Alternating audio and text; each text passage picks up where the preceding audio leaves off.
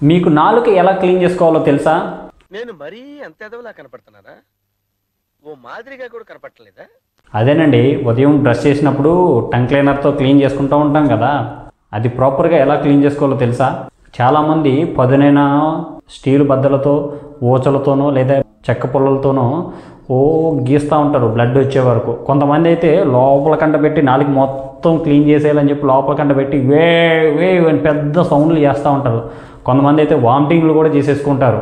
అలా చేసుకోకూడదు. అసలు టంగ్ ఎందుకు క్లీన్ చేసుకోవాలనుకుంటే, మనం పడుకునేటప్పుడు మన నోటిలో నుంచి ముక్కులో నుంచి వచ్చే వాయు పదార్థాలు, లేదంటే ముందు రోజు మనం తినేటప్పుడు ఉండే ఆ చుట్టూ మౌత్లో ఉన్న బ్యాక్టీరియా కానీ ఒక లేయర్ కింద ఫామ్ అవుతుంది. సో దాన్ని క్లీన్ చేసుకోకపోతే బ్యాడ్ స్మెల్ వస్తుంది. అలాగని మీరు గట్టిగా చేస్తే బ్లడ్ వచ్చేలాగో లేకపోతే గట్టిగా వామిటింగ్ చేసేలాగో గట్టిగా గీస్తే అక్కడ నాలుక మీద ఉన్న tasting buds, sensor buds, saliva glands దెబ్బతింటాయి. నెమ్మదిగా క్లీన్ చేసుకుంటే సరిపోతుంది. గట్టిగా రక్తం వచ్చేలాగా తీయనవసరం లేదు. వీడియో నచ్చితే లైక్ చేయండి.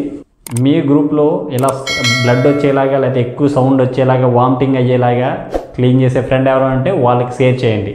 Thank you.